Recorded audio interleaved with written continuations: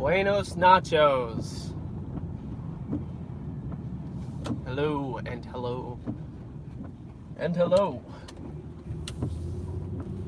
Did you? Right. So we've got this statement here, and a while back I did a bunch of put your headlights on. Like, are you from this planet?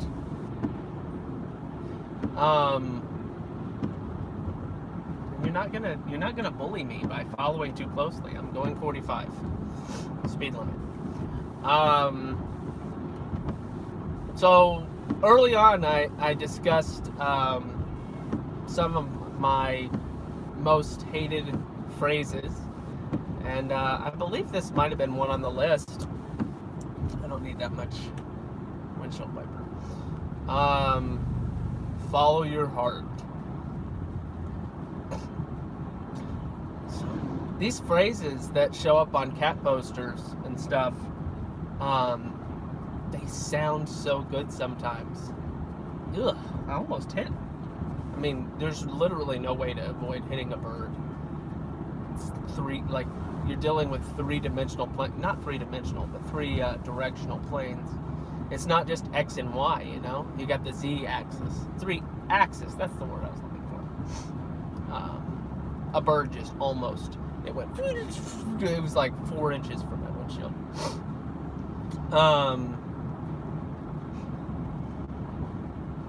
Anyway, they sound good. They make you feel good. So let's talk about a little language study. It's not necessarily a prerequisite, but I do recommend you to go ahead and open up Jeremiah chapter 17. A little reminder for the folks is go ahead and use. Honestly, if you want me to give you the top two, I'm going to give you top three. Three is going to be the bonus. So we'll start with. I know it's hard to do. Okay, I'm not gonna order this. I'm gonna say equal. It's hard to compare. It's apples and oranges. But ESV and NASB, so English Standard Version and the New American Standard Bible. Use those. Good stuff. Also, if you're really interested in getting a better understanding of what's going on with the words, I highly recommend the Amplified Bible. I did an entire read through the Bible at the age of 14, I believe. I was either 14 or 15, and I think one kid used. I organized a group, had like a solid met every Sunday. We had as many as 7 or 12 sometimes, but usually it was like anywhere from 3 to 5 ish, somewhere in that range. On your headlights, I'm not going faster though. I used the Amplified all the way through. I loved it. I thought it was excellent. Some of the stuff in brackets I would just skip for the sake of just reading the word, but I still highly recommend the Amplified. So yeah. Again, not a prerequisite, but if you want to open it, Jeremiah 17. Let's do a little background. There's some things that are lost that you just can't get by reading the English. That doesn't mean you have to learn Hebrew, because you don't. You just need to respect the quality and value that that the original language has.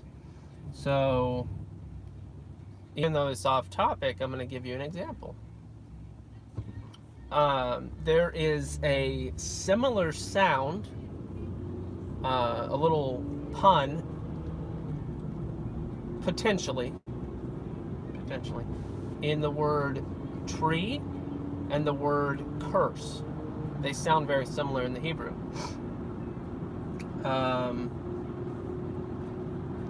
That alone is an example of how there's some things that when you're reading it in the original language, you're like, wow, this flows really nicely. I mean, it's not my natural tongue, and I feel that way when I read certain things, and I'm like, there's like I mean, if there was a rapper, you could really do some work with it. But anyway, just remember that structure, the poetry of certain writings, and Jeremiah is not an exception. There's a poetic. Now that doesn't necessarily change. Just because it's poetry, that doesn't make it less narrative. That doesn't make it less declarative. What I'm trying to say is, just because something involves poetry, that doesn't mean that it's figurative automatically. In some cases it can be, but it's indicated in the form, which there will be certain triggering words and certain triggering forms to indicate figurative language, hyperbole, and things like that.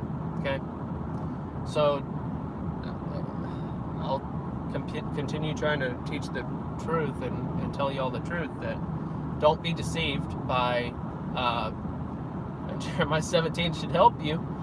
Don't be deceived by people that tell you the entire Bible is figurative. That's obviously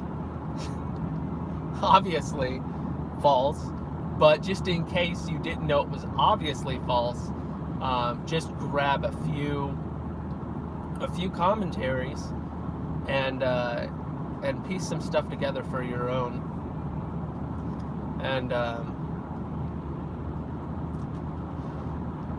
anyway, so beyond just the ESV and NASB, this is just another side tangent because I just got my alert for the daily verse, and I remembered, oh yeah, I mean, there's some other versions that I read, but it's because I can distinguish even versions that I haven't like just taken a deep dive in understanding whether or not there's potential issues to be had with them. The World Messianic Bible I appreciate. Again, I'm not going to necessarily endorse it for everybody, but I appreciate the World Messianic Bible. Part of the reason is because they use the proper terminology for Jesus, HaMashiach, the Messiah. I just appreciate them using the right original words, what he would have been called at the time, as opposed to the Greco washing. There's nothing wrong with saying Jesus or Jesus. It's fine. It's just his name, like they would have been saying Yeshua. There would have been some people that might have said in his lifetime he's Jesus, but more than likely it was Yeshua, and Yeshua HaMashiach. It's just, and it flows really nice. It just kind of sounds cool. But let's get on to the heart. What this is all about. So I wanted to talk about the origins of the heart, and I got on talking about some other origins of other words and versions of the Bible and English translations, that is. So, heart. What do they mean by heart? Are they talking about the organ? Are they talking about emotions? Are they talking about feelings? Are feelings the same thing as emotions? Well, according to Hebrew tradition and Old Testament commentaries, best we can understand, there's strong evidence to indicate that the heart, when referenced especially in Jeremiah 17, and you can get this from context, even when you read the English, you don't necessarily have to know Jewish history or better understanding of Hebrew, but it would be that the heart doesn't just indicate feelings or emotion. It's that it can even include reason and logic. And here's how. Think about where that comes from. It's about inside. So when heart is referenced, now you might be thinking, but doesn't the Old Testament and doesn't the Bible and doesn't even Jeremiah reference the mind? Yes, it does, as a just in case. It's an and, it's never, they are separate concepts, but they're connected. There is such a thing as dissonance. Feelings and reason can be in opposition, but it still comes from within. That's the point in regards to Jeremiah 17. So I don't want to get too muddy or messy there, get confusing, but in regards to Jeremiah 17, it's talking about within. I'm going to talk about what it means at the very beginning. If you're going to take a deep dive into Jeremiah 17, you want to make sure to understand the point. So let's talk about the little point of the pin and the point of the diamond. The point, according to several commentaries, is not the gravity of the sin might have had. That's not the point. The point is how well engraved. See, the Old Testament, you're reading it and you see a certain word and you're like, and it could mean this. Well, not necessarily. When the Hebrew Bible uses a certain word, oftentimes it's not because they didn't have a better word. Especially when we're talking about the book of Genesis, a lot of people make arguments that one thing means another. When the Hebrew was blatant, it's so obvious if you read the Bible that the word existed to potentially communicate what you think it's communicating, but it didn't say that. It used a very specific word on purpose, not because of verbal or vocabulary restraints. Okay? Verbal's the wrong word. So, vocabulary restraints. They didn't have that. Especially, so just be careful of anybody that says, this word probably means this, but they had a word for that. That's a dangerous theory or hypothesis on the meaning of words. So anyway, the tools used to make engraving were far less important than the effect in regards to Jeremiah 17. You've got, at the time, historically, you've got the ability to write with ink, and you've got cultures that engraved. So it should be fairly obvious to understand the difference between, I'm holding back a sneeze, that's what this facial stuff is. I made it go away. Pretty good at that. I make a sneeze go away and then a tear comes out of my left eye, and I'm like, what is my body crying because I didn't let it sneeze? It's possible. It's a joke. I'm not being serious. But it is funny a little bit. Just a little bit. All right. So they had the ability to write in ink. They also had the ability to write in on clay tablets, stone tablets, clay, both. When we're talking about engraving with an iron pen with a diamond tip, that is not referring to the clay. More than likely, that's what they would have used in stone. And personally, I find it a little eye-opening, even that. Just consider a piece of iron, just consider a piece of diamond being used in conjunction by, I passed a speed limit sign. I need to up my game here, not drive people completely insane. So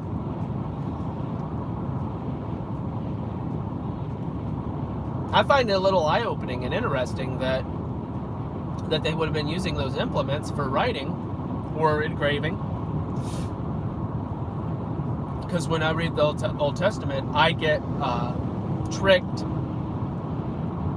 into forgetting the technological advanced nature of these people. We think of them as practical cavemen, and that was not the case at all. The Babylonians, just look up a couple of articles on the Babylonians, their empire, and you'll recognize that they had more advanced. The Babylonians were almost, this is slight hyperbole, but not extreme hyperbole, they were almost advanced as third world countries are today. And in some ways, the Babylonians were more advanced than, I could confidently say that the Babylonians were far more advanced than the Sentinelese people of today, of 2019, without a doubt. The Sentinelese have never had indoor plumbing. The Babylonians invented it. So, that's just one thing. Do a little bit more. It's pretty impressive. We get stuck in these, or maybe stuck's not the right word, romanced, lied to, deceived by, actually, I know exactly who's to blame. It has to do with the evolution narrative. The millions and millions and millions of years narrative really distorts and confuses our ability to recognize just how amazingly intelligent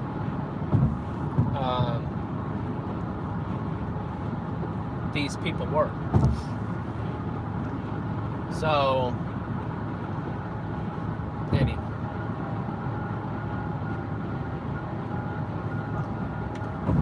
Oh boy. Let's move on from the pen and the diamond. Here's another thing. How long it lasted. I talked about this in the Bible, how is the Bible episode. We talked about the length of time that a piece of papyrus that was written on would last.